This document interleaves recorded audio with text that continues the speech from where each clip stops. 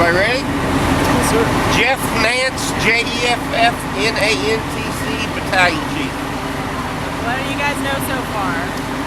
On arrival, we had fire on the outside of a building over my left shoulder that was extended into the building beside it.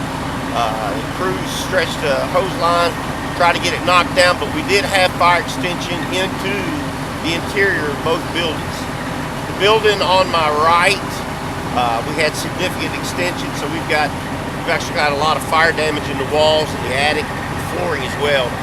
Fire got into a pipe chase, and it just runs straight up the walls and into the attic. Both buildings were occupied.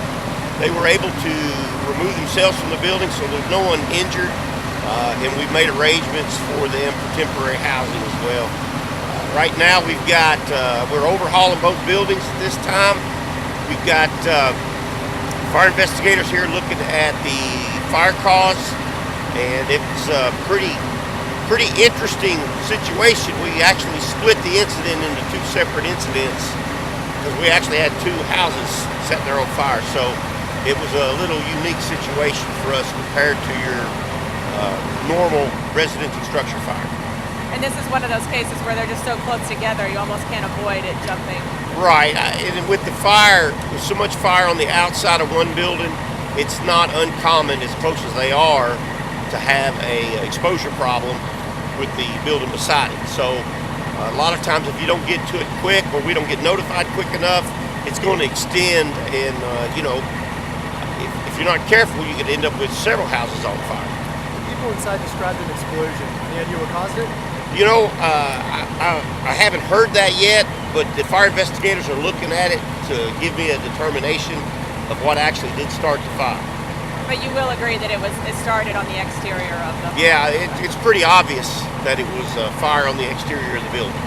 And then as for the damage to both of them, are they salvageable? Things inside salvageable? Yeah, for the most part, they'll be able to wash a lot of it, wash the clothes and stuff, and then contractors will be able to come in and absolutely build it back. So, a month or so with the contractors in there working, both places will be habitable again. Well, we're here the day after Christmas. We have the fire taking over two homes, a 2-month-old inside one of them. Do you think we're lucky that everybody's out all right? We're absolutely lucky. This is the most tragic time of year for residential fire.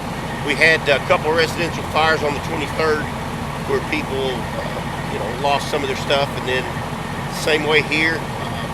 And while it's tragic anytime, it's more so around the holidays because that's a time of family and giving, and they lose their Christmas presents. They lose a lot of the cherished memories. For a lot of these folks, this time of year can potentially be scarred for the rest of their lives because of the memory of what happened on this day to them.